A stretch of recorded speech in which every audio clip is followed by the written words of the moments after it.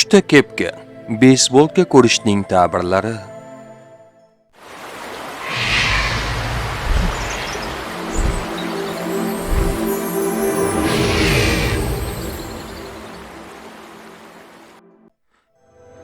O'zini himoya qilish, kepka ko'rish, o'zini himoya qilish va hayotingizda xavfsizlikni ta'minlash istagini bildirishi mumkin.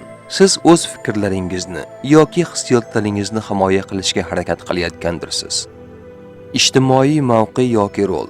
Kepka ko'pincha biror kasb yoki rolni anglatadi. Tushda kepka ko'rish sizning o'z o'rningizni yoki yangi rolni qabul qilganingizni yoki bu rolni olish istagingizni bildirishi mumkin.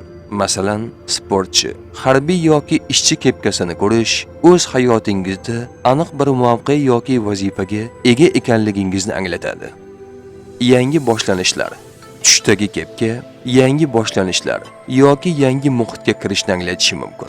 Agar kepka yangi bo'lsa yoki siz uni birinchi marta kiyayotgan bo'lsangiz, bu hayotingizda yangiliklar va o'zgarishlar bo'lishi mumkinligini bildiradi.